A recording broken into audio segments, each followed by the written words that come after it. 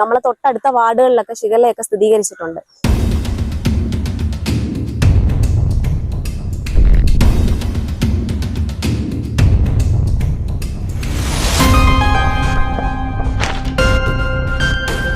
പെരുങ്കുളമേലയെ കൊന്നൊടുക്കി കശാപ്പുകാരുടെ അവശിഷ്ട ഫാക്ടറികൾ. തൃക്കോവിൽവട്ടത്ത് ജനജീവിതം ദുസ്സഹം.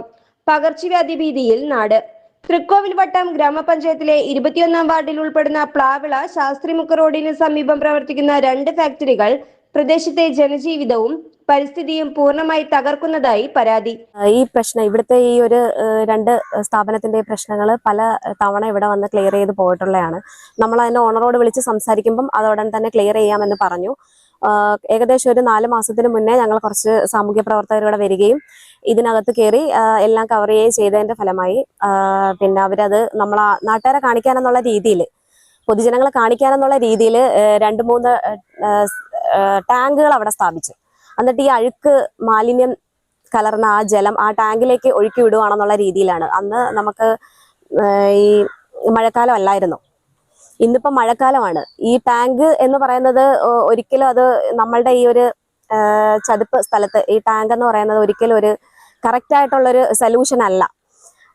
അതെന്ന് പറയുന്നത് അതിനകത്ത് വീഴത്തില്ല ഇപ്പം ജലം. അത് തൊട്ടപ്പുറത്തൊരു തോട് പോലൊരു സംഭവമുണ്ട്. അവിടെ ഈ ജലങ്ങൾ ഈ മാലിന്യം ഒഴുക്കി അങ്ങോട്ട് വിടുകയും അത് ഈ വയലിൽ ഫുള്ള് സ്പ്രെഡ് ചെയ്യുകയും മാരകമായ രോഗങ്ങളാണ് ഇപ്പോൾ നമ്മുടെ നാട്ടിൽ പടർന്നുകൊണ്ടിരിക്കുന്നത്. ഷിഗല്ല, നിപ്പ, എലിപ്പനി, ഡെങ്കിപ്പനി മുതലായ ഒരുപാട് മാരക രോഗങ്ങൾ നമ്മളെ തൊട്ടടുത്ത വാർഡുകളിലൊക്കെ ഷിഗല്ലയൊക്കെ സ്ഥിരീകരിച്ചിട്ടുണ്ട്.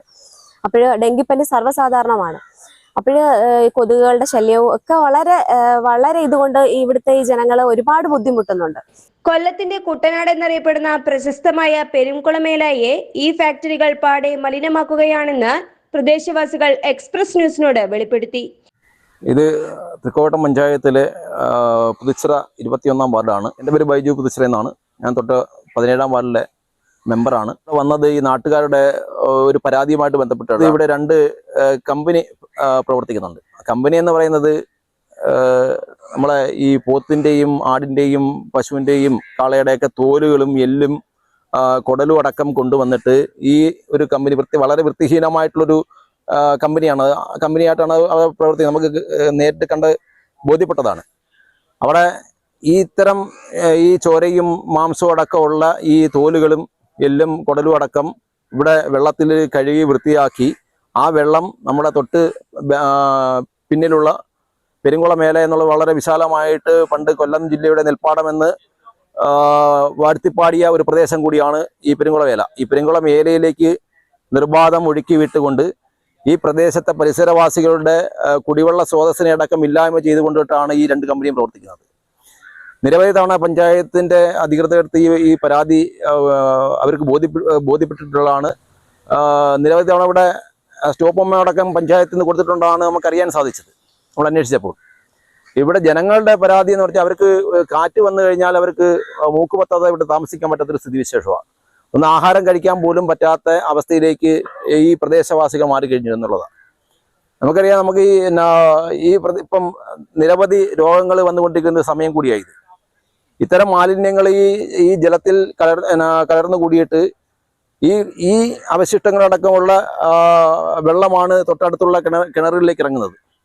അത് കുടിക്കുന്നത് മൂലം ഇപ്പം പരിസരവാസികളെ കൊച്ചുകുട്ടികൾക്ക് അടക്കം ഛർദിലും വിളക്കും അടക്കം രോഗങ്ങൾ വന്നുകൊണ്ടിരിക്കുക. അവർക്കുള്ള കയ്യിലൊക്കെ ചില ചൊറിച്ചിലുകൾ സംഭവിക്കുന്നുണ്ടെന്നാണ് നേരത്തെ ഇതിനു മുമ്പ് നമുക്ക് ഇവിടുത്തെ ഈ പരിസരവാസികൾ നമ്മളോട് പറഞ്ഞത്. കുളിക്കാൻ പോലും പറ്റാത്ത അവസ്ഥയിലേക്ക് ഈ കിണറ്റിലെ ജലം മാറിക്കഴിഞ്ഞു എന്നുള്ള ഒരു ഗുരുതരമായിട്ടുള്ളൊരു പ്രശ്നം നടന്നുകൊണ്ടിരിക്കുകയാണ്. നമുക്ക് ഇതിനെ ഈ അനധികൃതമായിട്ടാണ് പ്രവർത്തിക്കുന്നത് എന്നുള്ളതാണ് നമുക്ക് മനസ്സിലാക്കിയിട്ടുള്ളത്. കാരണം പഞ്ചായത്തിൻ്റെ ലൈസൻസോ പൊല്യൂഷൻ കൺട്രോൾ ബോർഡിൻ്റെ ലൈസൻസോ ഒന്നുമില്ലാതെ ഈ 2 കമ്പനികൾ ഇവിടെ പ്രവർത്തിക്കുന്നത്. ഇത് ജനങ്ങൾക്കൊരു വെല്ലുവിളിയായിട്ട് തന്നെയാണ് ഈ 2 കമ്പനിയും ഇവിടെ മാറിയിട്ടുള്ളത്. വളരെ ബുദ്ധിമുട്ടാണ് ഇവിടുത്തെ പരിസരവാസികൾക്ക് ജീവിക്കാൻ. പോത്ത്, കാള, ആട് തുടങ്ങിയ മൃഗങ്ങളുടെ തോലുമെല്ലും ഉൾപ്പെടെയുള്ള അറവു മാലിന്യങ്ങൾ വലിയ തോതിലെത്തിച്ച് സംസ്കരിക്കുകയും വേർതിരിച്ച് കയറ്റി അയക്കുകയും ചെയ്യുന്ന കമ്പനികളാണ് ഇവിടെ പ്രവർത്തിക്കുന്നത്. മൃഗാവശിഷ്ടങ്ങൾ കഴുകി വൃത്തിയാക്കിയ ശേഷം പുറന്തള്ളുന്ന കടുത്ത മലിനജലവും മറ്റു മാരകമായ അവശിഷ്ടങ്ങളും നേരിട്ട് പെരുങ്കുളം ഏലായിലേക്കാണ് ഒഴുക്കിവിടുന്നത്. നിലവിൽ ഏലായിലേക്ക് ഇറക്കിയാണ് ഈ കമ്പനികൾ നിർമ്മിച്ചിരിക്കുന്നത്. ഫാക്ടറിയുടെ 3 ഭാഗങ്ങളിലും ദുർഗന്ധം വമിക്കുന്ന മലിനജലം കെട്ടിക്കിടക്കുകയാണ്.